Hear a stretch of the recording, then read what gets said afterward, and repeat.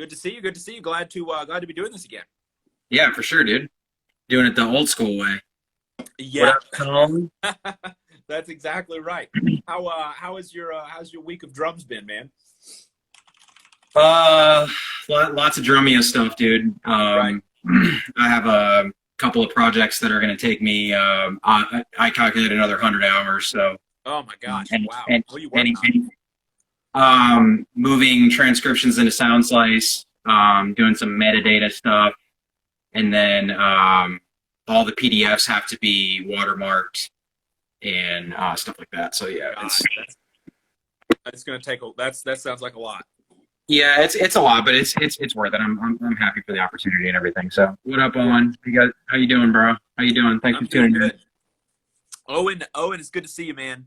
It's good to see you, buddy. Welcome to the live stream, the podcast of Nick and Jeff, version 3. Yeah, we tried. If you tuned in last week, really appreciate it.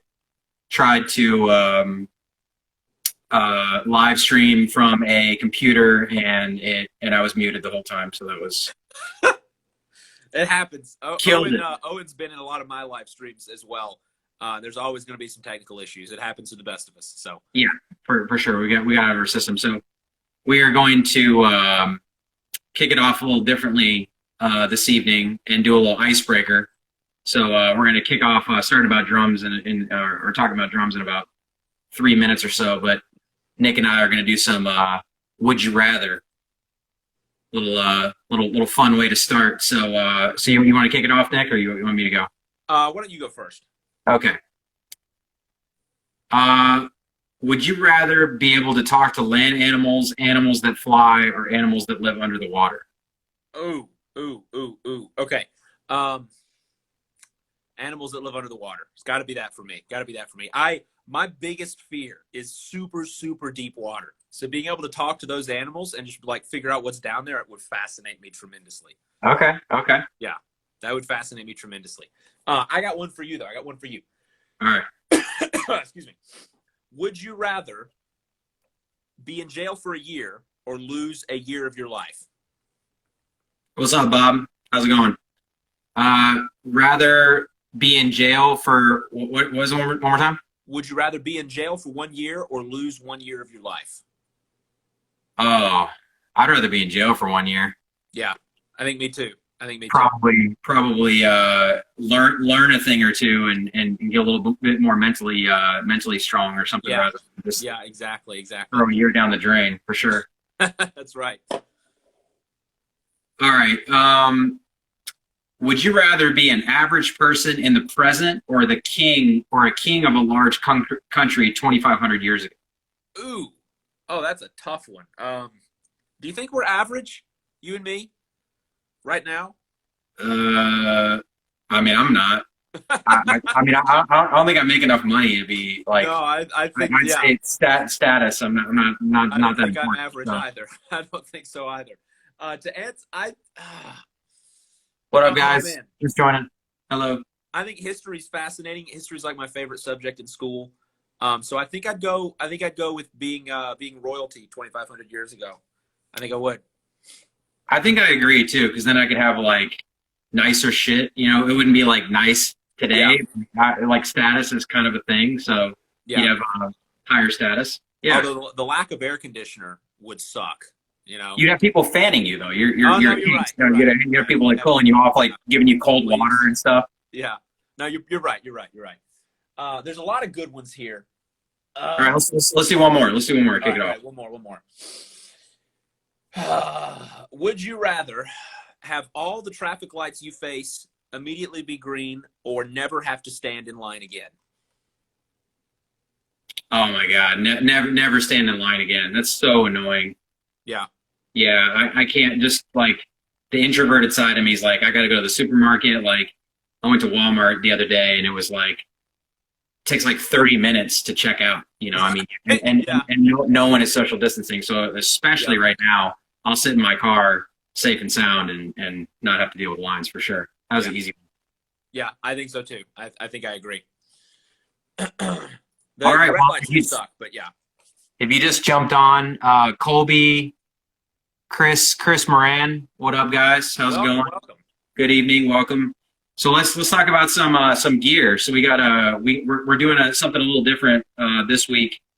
We're just going to go 5 minutes per topic. So for those of you with ADD and you don't want to focus more than 5 minutes, we're watching the timer pretty close here. So do you want to kick it off and talk about your favorite piece of gear right now? Yeah, so that's a good question. There's a lot of pieces of equipment on my kit that I'm a big fan of. But I think my favorite is going to be my double bass pedal. So for those of you that have not watched any of my streams in the past, the double bass pedal that I currently use is called the Machine Chain Drive pedal from DW. It's their most recent double bass model that they've come out with. I think they originally released it, I want to say, 5 years ago. And I actually got to tour their factory when they were designing it. So before it was released, and I was talking to John Good, who's the head of their the entire DW operation. Nice. And, not out of like I'm a big shot, but just because I happened to be on the tour and he was the one giving the tour. So he was showing us this pedal and he's like, okay, guys, you get to see behind the curtain here. No one else is to see this because we're just designing it. And he was showing off this pedal. And it was this Machine Chain Drive pedal. And I saw it and I knew that I had to have it as soon as I saw it. It's made out of extremely high quality equipment. It's beautiful, like you said. But what really sells it for me is two things. One, the quality of the materials is unmatched. I mean, you can't break it. It's indestructible. So it's really, really good if you're someone that travels a lot, if you're someone that's on tour, if you're someone that's playing with lots of different acts and you're all over the place. Really, really good for that reason. The other reason is I've used a lot of different double pedals. I've used a lot of very expensive double pedals. I've played the Pearl Eliminator. I've played Tama's top of the line, and a couple of others. And of all the ones that I've used.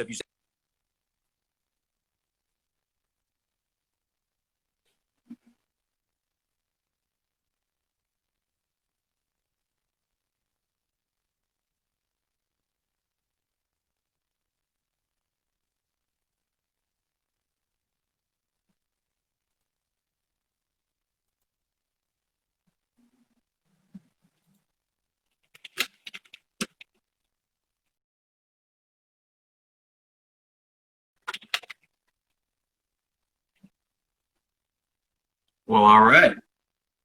Got to get Nick back real quick. Yep. Internet problems. Okay. What Sorry about that? Can you still hear me? Did your Wi-Fi cut out? No, my phone does that auto off thing. Oh, geez. Okay. Yeah, I should have. That's my fault. Anyway, sorry. You're about that. What I was trying to say is that it's the most adjustable. The cam on it, everything on it is super, super adjustable. So Nice. you can personalize everything to whatever it is that you want to do, whether you want to, pump up the tension and play super fast death metal, or if you want to play only heel down and lower the tension to virtually nothing. You can do all of that and you can do all of it very, very quickly and easily. So As direct drive, right? So there's a direct drive version and there's a chain drive version. I have the chain drive version, but they do have versions for direct drive if that's what you I think, and they have a conversion kit for it? Yes, they do. Okay. Because I think the ones I played actually was chain, and I've kind of moved away from direct drive for conversation for another time. Yeah. But I'm actually checking out, now that I got my GoPro, I'm going to be streaming drums from my apartment whenever I figure that out. But I got these Sentent practice cymbals. Oh, those are cool. As you can see, is which some people use for stacks and stuff like that as well. But pretty low volume, low frequency. As you can see, tons of holes in them. But I got the ride, crash, and hi-hats for I think it was like $150 or something like that.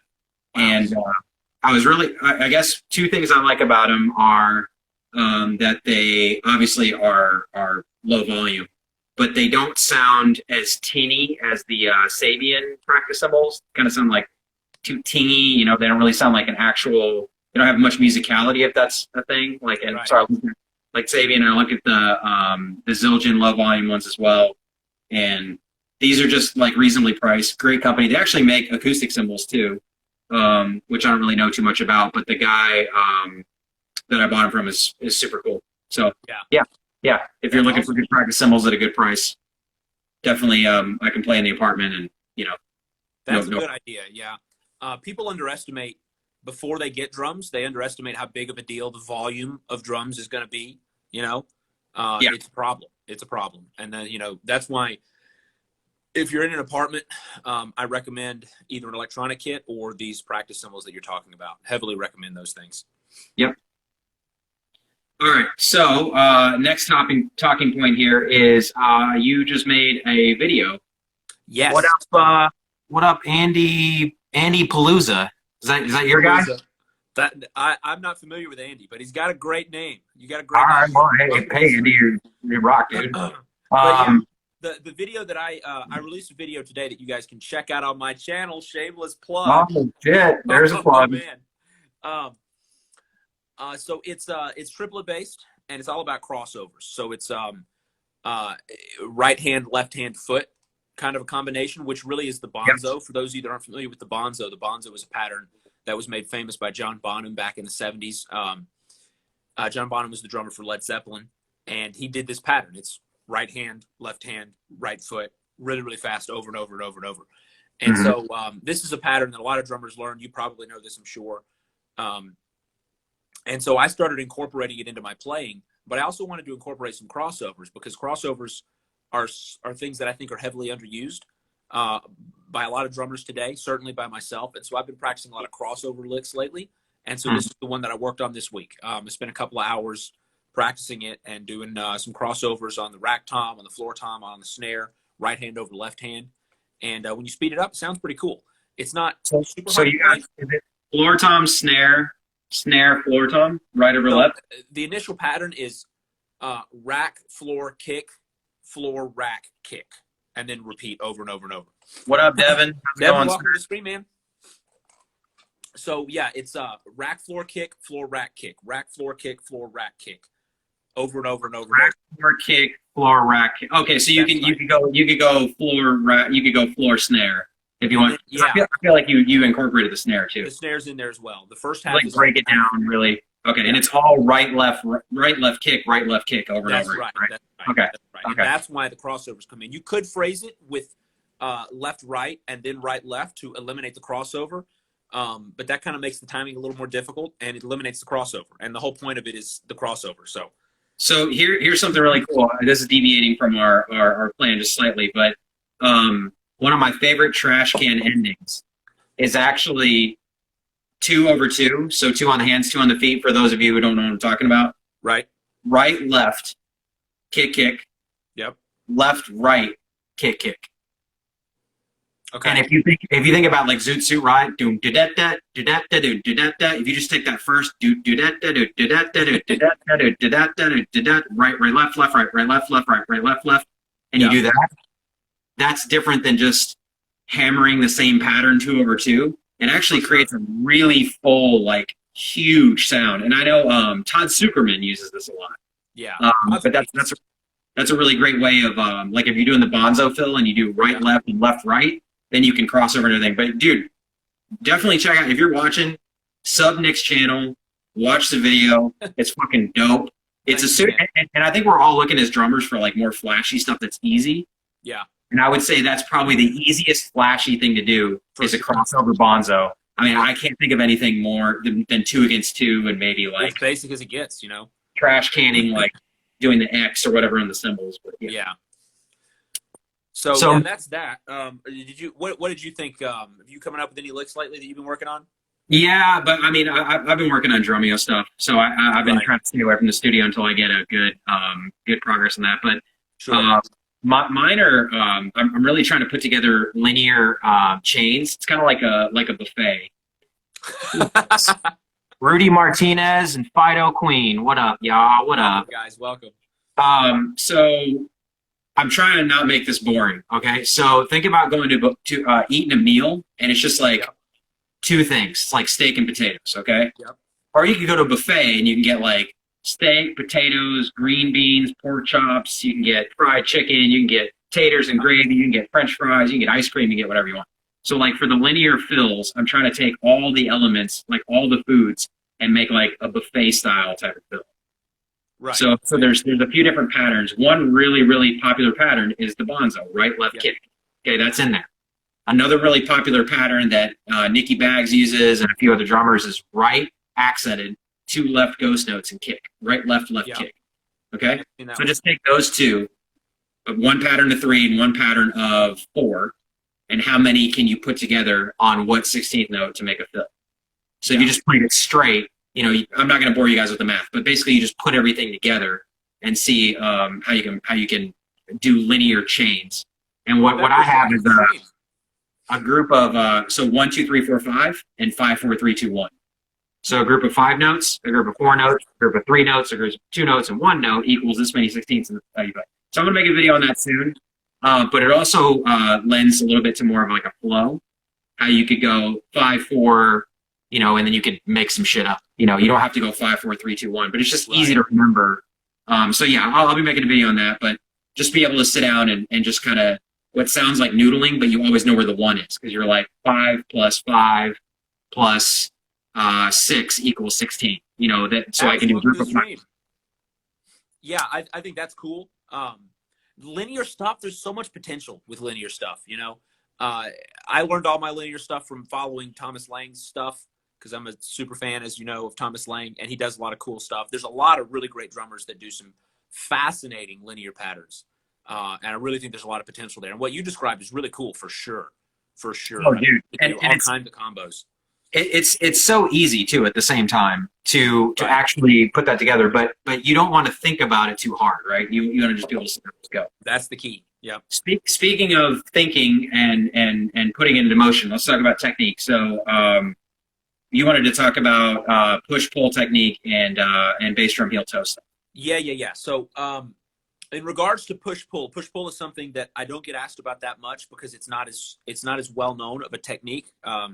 And I think what is push pull for people that don't have any idea? So let me do like a really basic demonstration here. If you think of like my right hand and a stick, push pull would be using 2 different muscle groups to generate 2 different strokes. Whereas a typical wrist stroke is just going to constantly be all wrist. The goal of the push pull is to split up the motion between the wrist and then the fingers. So you're alternating wrist stroke, finger stroke, wrist stroke, finger stroke. And if you do it correctly, it looks like you're pushing and pulling the stick back and forth. So you generate kind of a wrist stroke. And when you do, you extend your fingers. And then you pull your fingers, you snap your fingers back in for the finger stroke. So, you know, push, pull. And that allows you to generate 2 strokes. So it sounds simple in theory. The problem with that is it's super hard to actually get that up to a point where you can play it faster than just straight wrist strokes. Because like if I can play push-pull at 160 BPM, I can do regular wrist strokes at 160 BPM. So the push-pull's irrelevant, right? So actually, you have to get it. Devin just jumped in that. He just chatted actually something there. That's great for blast beats. Yeah, that's a great point. Yeah, it is. And it's something that is used in blast beats a lot. And that's what I'm practicing it for. It's more about conservation of energy, right? Because I think that's the only way you can play a blast beat fast on a continual basis is to have the same motion. You're basically like a piston on an engine at that point. You're not. I mean, if you're trying to stroke out every note, I mean, you're going to run out of gas in like 2 seconds. Sure, for sure. Yeah. And it gets exhausting. And you know, blast beats are one of the most exhausting things. But the push pull, I've seen JoJo Mayer's the best at it. I've seen JoJo Mayer play 16th notes with one hand at 250 BPM. Push pull, which is that's inhuman. He's not the best. Really, you know someone that can do better than 250 with one hand?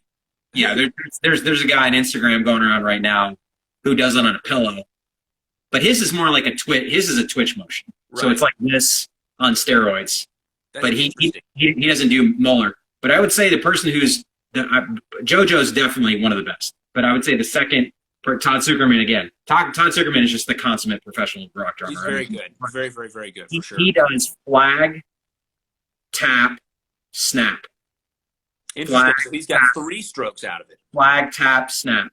Dot, dot, dot, dot, dot, dot. So he actually, and I'm doing the motion raw. That's almost like the molar pumping motion. But flag, tap, snap. And so he goes, did it in. So really, really fast, you'll see that it's the wrist is doing the down. Okay. Now that's something that I do. I know what you're talking about. Yeah. I know. That's Casey? That's a what really up, fast way of Bonaheen? Yeah, welcome, guys.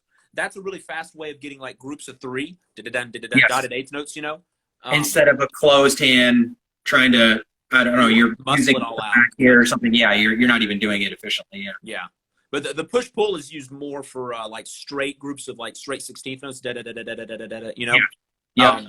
And I think it's really good for that because it allows you to conserve energy. You know, it's similar to the swivel technique with the feet. You know, I was talking to Derek Roddy about the swivel technique. The swivel technique doesn't actually allow you to play the kick drum faster. It just allows you to play at the same speed you normally could, just with less energy, right? If you can only play at 200 BPM, the swivel's not going to let you play at 210, but it will let you play at 200 for longer, right? Yep. Which I thought was really fascinating. I didn't realize that until he explained that to me. Yeah, if the goal is speed versus playing faster versus playing smarter, that's definitely... Yeah, exactly. Why do more work that you don't have to? And I think that's what the push-pull, one of the things that the push-pull is very, very good for, is it allows you to play with less energy because you're distributing the workload between multiple muscle groups now. It's no longer just your forearms. Now it's your forearms and your finger muscles. So now you're doing, your forearms are doing half as much work. So theoretically, you should be able to play twice as long, which is only true if you really master the motion. It's very, very hard to get really good at it, and I'm not really good at it. Oh, yeah, for sure. But, my dog just walked in. Hey, what up, Leedif? Guys, this is my dog. Oh, she's scared. Hey, oh. This is Lily. She's a very good girl. Oh, Lily. Yeah. Oh, that's the naughty one when Dad's not looking. I'm gonna get him some food or something. She can do no wrong. I would die for this dog. Yes, I would. You're very sweet. Anyway, so back on track. Let's skip to the final topic, and then we'll see if anybody has any questions. We can wrap up with that. So we talked a little bit about recording drums, and I know that some people just turn on their God help you, but you just turn on your cell phone camera and just start banging away on and we all see those videos where our eardrums are getting destroyed. But I wanted to talk about here's a plug for one of my drumming buddies, Corey Eaves. If you guys want to follow him, it's just EAV like Victor ES. What up, Rain Blossom? Okay, how's it going? And also we got Peter L piece. Okay, Peter something. What up, dog? How you doing? I don't know who that is. That's welcome, guys. Yeah, new faces. So the Shure MV51 microphone, okay? And it's $150. So if you do not, okay, let me just say this. Stop recording your damn drums with your cell phone and posting it on Instagram. Just stop. You can position the cell phone further away, like Jessica Bordeaux. She records with an iPhone, and then she still EQs it and shit like that. Put it further away from the drum set, mess around with it. But if you have $150, or you have a Sweetwater credit card, or you have a Guitar Center credit card, whatever, the Shure MV51, and if you're playing a one up, one down, okay. So here's the rack tom, here's the floor tom. You just put the microphone right here. Yep, center of the kit. Yeah, center of the kit. Your bass drum rim's right here, okay, and you just have the microphone. So it's slightly behind the bass drum rim, so it's not in front of the bass drum. It's so it's out of your way.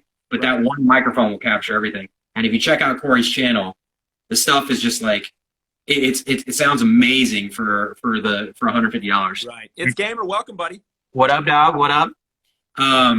But then you can go back in GarageBand or iMovie if you want. iMovie's free. I use Wondershare Filmora. But I have a lot of input on camera. So if you're just joining, you need a camera to record your drums, Shure MV51, $150. It's a plug-and-play microphone. You only need one. Obviously, you'll need a cord or something, but it doesn't even use like I don't think you need an interface for it either. I think it just plugs directly into your computer. I think it's like a plug-and-play, and it's got onboard effects and stuff too. The other thing you can use is a Zoom Q2N, and that is another $150 or $200 camera and microphone. But this is like balling on a budget, man. I mean, you really should not use your camera for drum audio or your phone for drum audio if you can absolutely avoid it. Do not use it. If you're gonna mix it, post or whatever, or you're doing an IG live or something, like I understand that, but do not use it to record drums and post on social media. There's no reason to do that. Grab a credit card. It's the hi-hat especially it just peaks and it sounds like ass. I mean, just don't do it. What are your thoughts on that? Yeah, I think that's a good point. For the people that physically don't have the money, I understand. It's better to record badly than to not record at all. I guess I was being kind of a jerk about it. I understand if you don't have $150. I get it. I get your point though.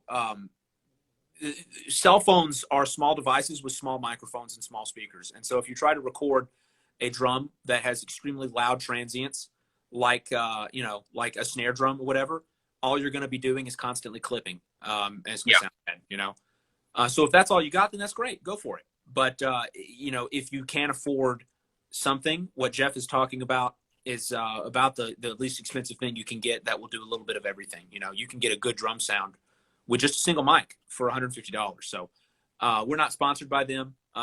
We're certainly not sponsored by anybody, and they're not paying us to say that. This is just we have used with experience. Not yet.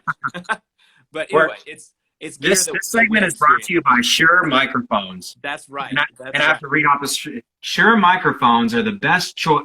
The best choice in the best choice in microphones. Yeah. Sure, the only way to go.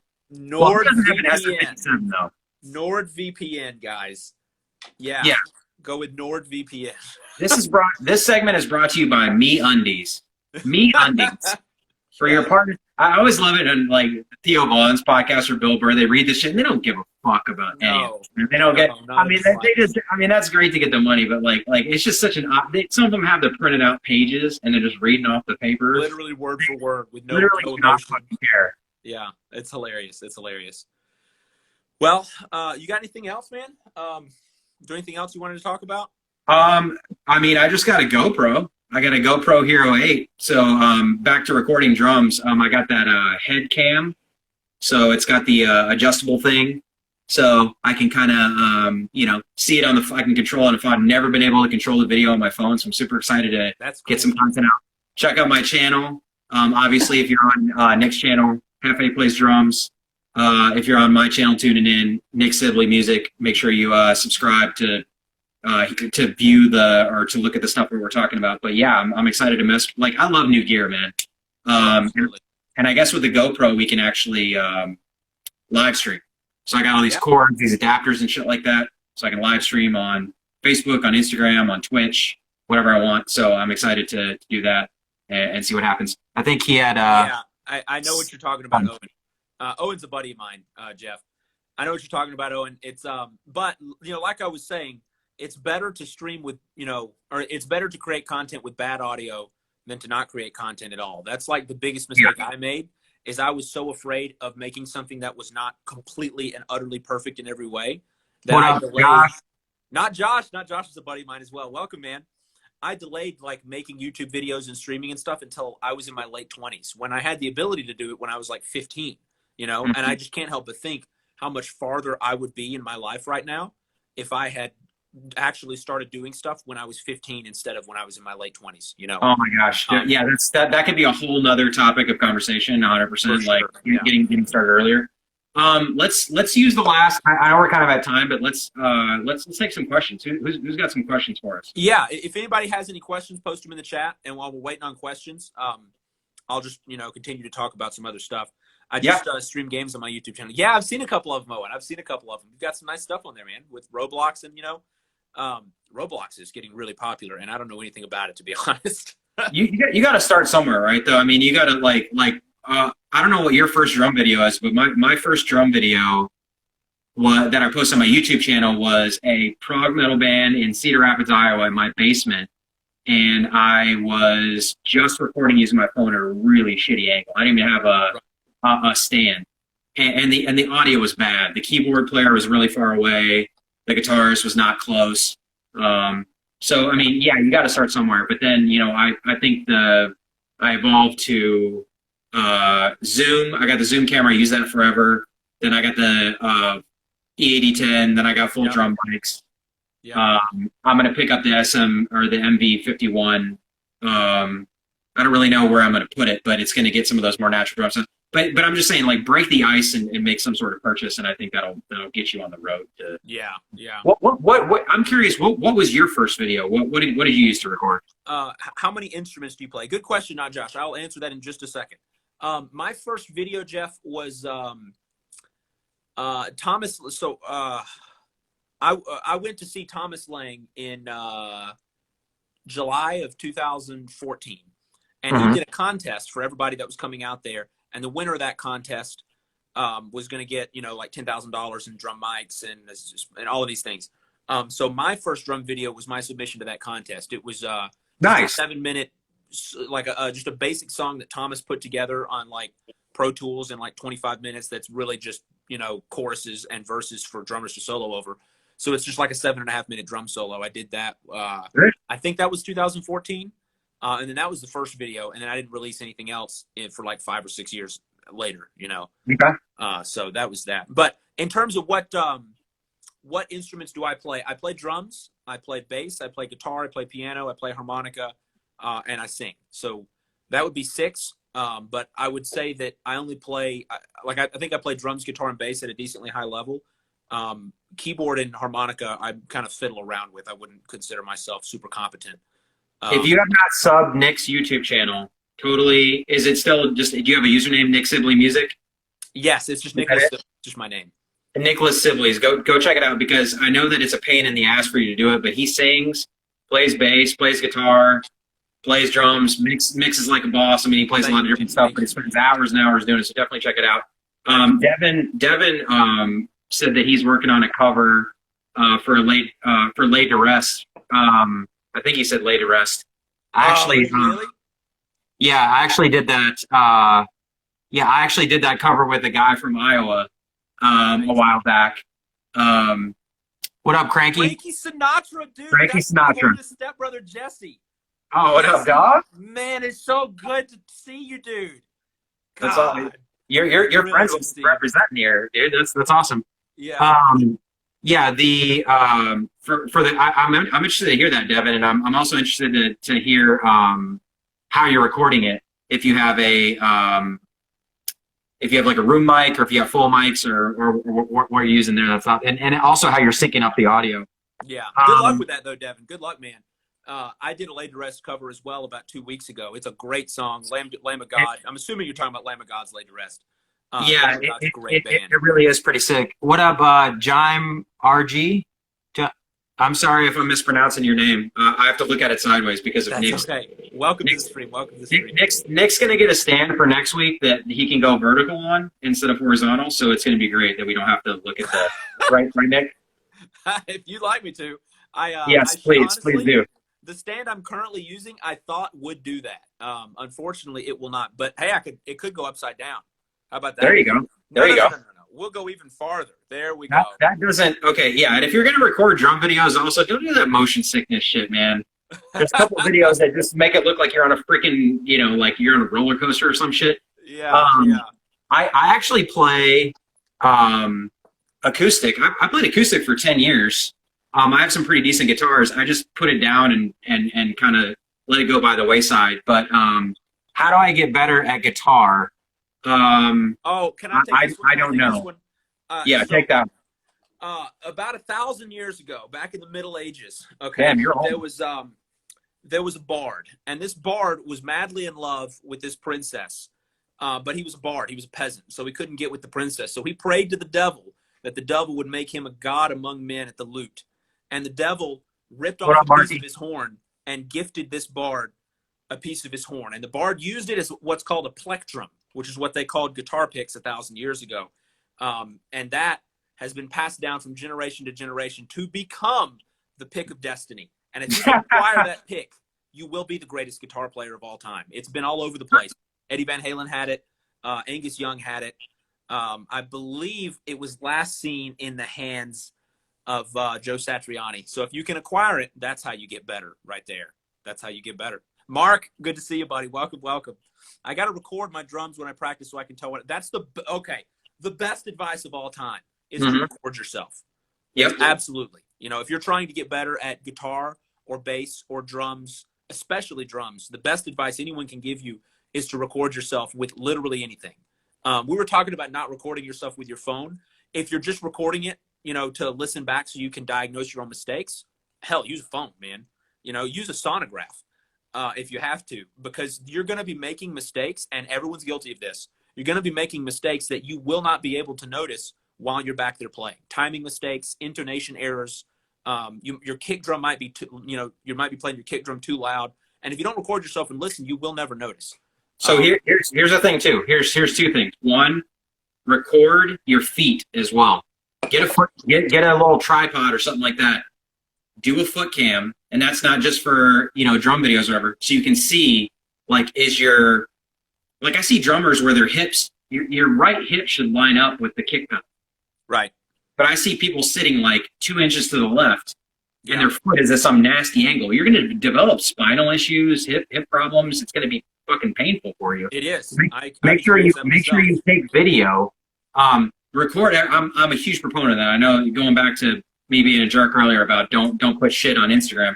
Record everything. It doesn't mean you have to post it. Just record everything and listen back. Record yourself playing on a damn practice pad. That's what we did in March, man. We played. We played and everything, and it'd be like, wow, my left hand is way higher than I thought. I'm supposed to be playing at 3 inches, and I'm playing it all the way up here, and it feels like I have to play a certain height or whatever. And then also, and I know you talked about this too, but just a random tip, especially if you're early starting on drums, or you want to start on drums soon, and you're looking for a reason to start, set that shit up left-handed. Oh, that's a good tip. Yeah. Set it up backwards.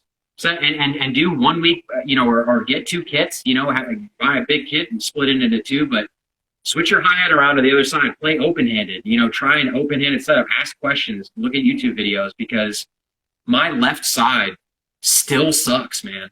Yeah. My left foot is finally starting to get respectable, and that's honestly from exercise, like biking and stuff like that. Right. My double bass game like crazy. But I would kill to go back.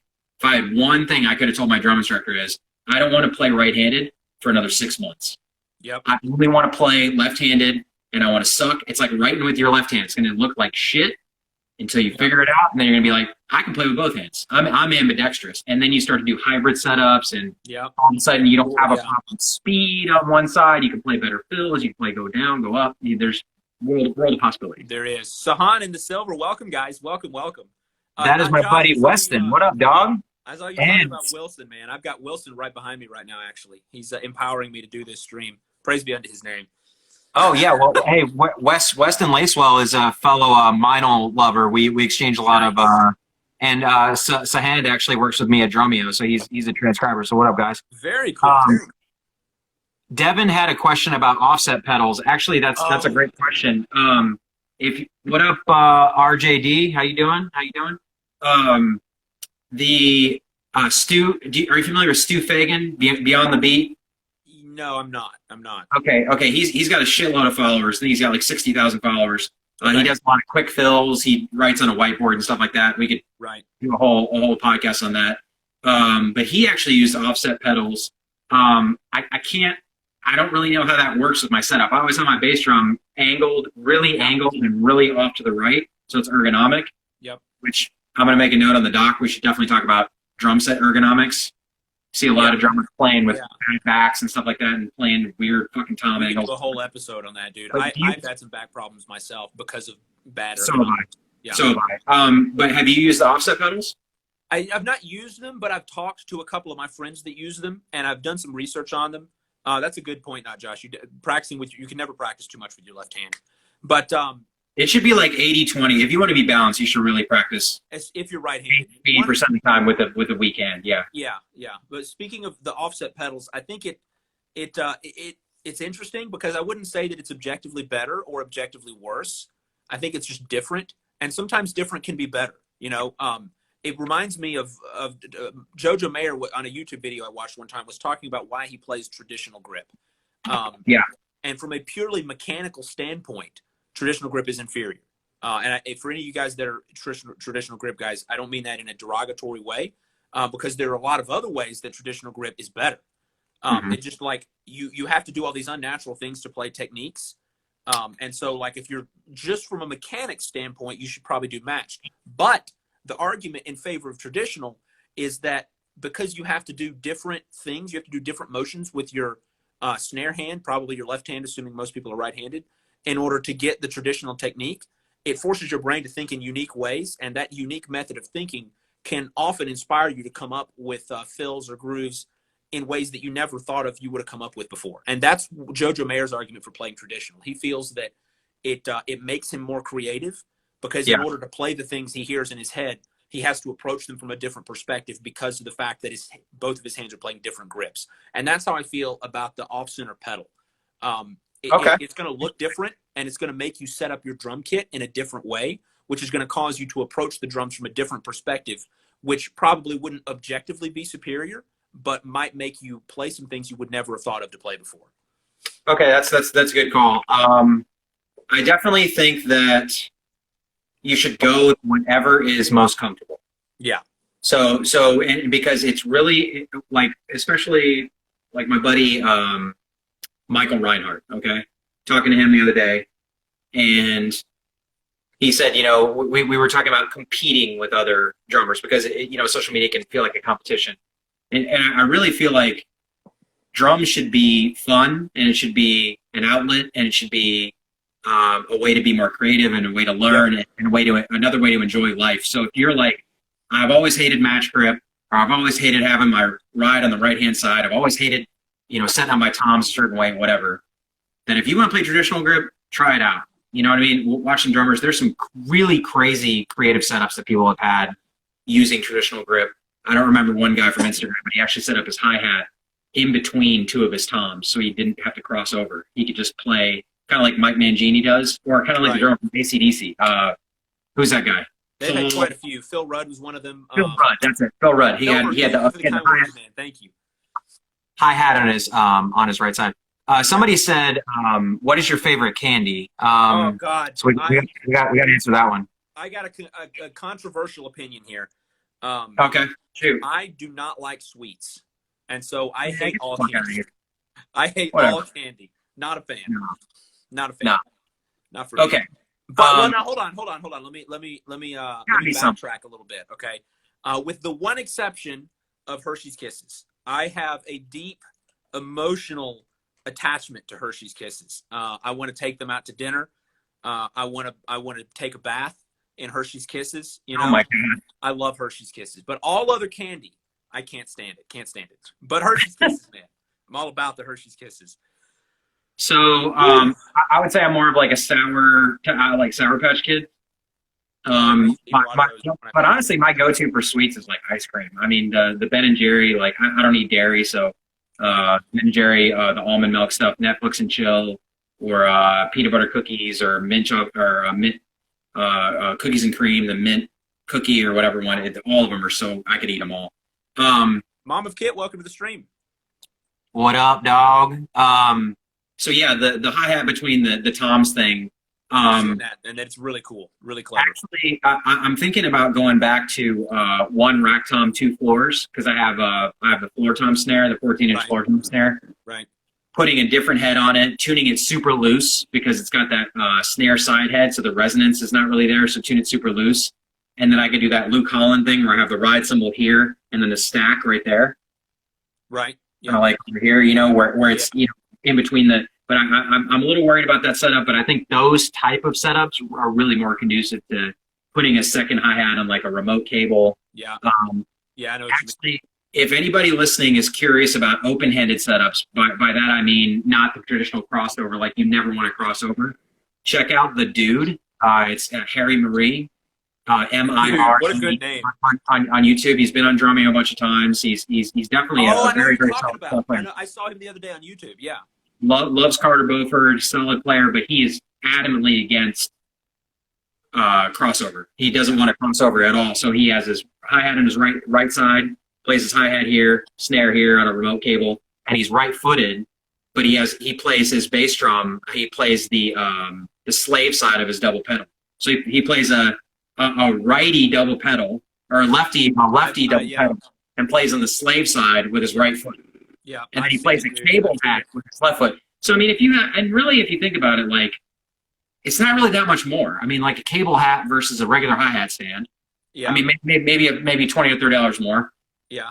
A left-handed double bass pedal instead of a right-handed double bass pedal. Okay, it's Yep. same price. You just buy the different model. And then what else is different? Everything else is exactly the same. You set up Well, your top, there's same a symbol. problem I have with it. Thomas Hawk. What up, Nemi? Yeah. What up, Adam? How you guys doing? Welcome, guys. I've used a cable pat a lot in the past. Have you ever used one before? I demoed one and then I was like, nah, I'm not. Yeah. Not. So I used one for about 4 years. Okay. And I'll never use one again. And the reason why is, or at least I'll never use one again for my main hi-hat. The reason why is they're very unresponsive. I do a lot of stuff with my It doesn't feel the same. Is that what you mean? not even close. Like I do a lot of stuff Okay. with my feet, especially my left foot. And the responsiveness from how if you've closed the hi-hat, like the hi-hat's closed, and then you release your foot and the spring pulls the hi-hat back up. If you've got a regular hi-hat, it comes back up. It snaps back up because it's a solid bar connecting it.